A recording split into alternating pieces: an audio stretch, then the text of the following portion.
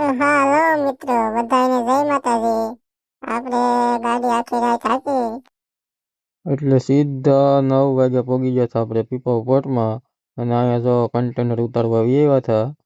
તો આવડા કર્યા છે કન્ટેનર ખાલી થઈ જાય એટલે આપણે બીજું ભરવાનું છે પાછું. અને અહીંયા કન્ટેનર ભરીને જવાનું છે આપણે અમરેલી. અમરેલીથી ભરીને કન્ટેનર લાવવાનું છે અહીંયા.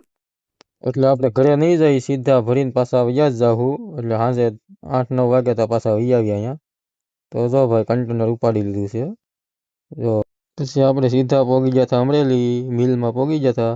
અહીંયા જગ્યા થોડીક ઓછી હતી એટલે આપણે હાવ બેવડી કરીને ગાડી વાળી હતી.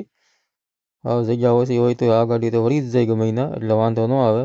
હાવ ભેગી કરીને વાળવી પડી હતી ગાડીને. વળી ગઈ જવો ગાડી તમે. જે આપણે પહેલાં ઓલી 4 વ્હીલ હાંકતા એ ગાડી હોય તો ન વળે, કાંઈ નહીં તો 2 થી 3 વાર રિવર્સ મારવી પડે. જો આપણે પોઈન્ટે લગાડી પણ દીધી ગાડી હવે. પછી આ ગાડીને થોડીક રિવર્સ મારવામાં તકલીફ પડે. આ ગાડીમાં 4 વ્હીલમાં ન પડે, આમાં પડે પાછી રિવર્સ મારવામાં. લગાડી તો દીધી છે આપણે હવે. અહીંયા કોઈ છે નહીં, જમવાનો ટાઈમ છે એટલે બધા જમવા વહી ગયા છે. તો આપણે સીધા હવે પહેલા વહી જાય જમવા.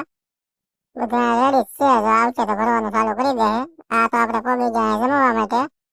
જો ચણાનું શાક, રીંગણા બટાટાનું શાક, છાશ, બધી વસ્તુ છે અહીંયા. જમવાનું સારું છે, મસ્ત છે શાક. જોવો તમે. તો આપણે હવે જમી લઈ. જમીન સીધું આપણે હવે હુઈ જ જવાનું છે. 2 થી 3 કલાક તો ભરતા થાય. તો પછી આપણી ગાડી ભરાઈ ગઈ, કાંટો વાટો કરીને સીધા આવી આવ્યા ટપાલ લેવા. તો ટપાલ લેવા આવ્યા તો અહીંયા બહુ મસ્તીનો બગીચા જેવું હતું. બેસવાની 1 નંબર મજા આવતી હતી. જુઓ તમે કેવો મસ્ત બનાવેલું છે. જુઓ હિસકો બિસ્કો હિંદોરો બધુંય છે. જુઓ 1 નંબર છે ને ગાર્ડન.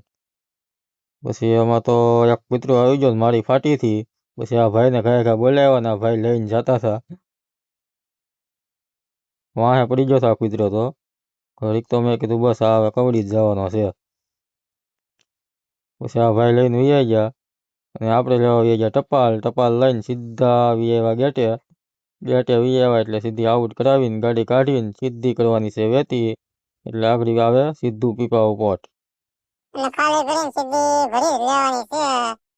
એટલે સીધા ભાવનગર વહી જાય. તો હાલો જય માતાજી બધાને.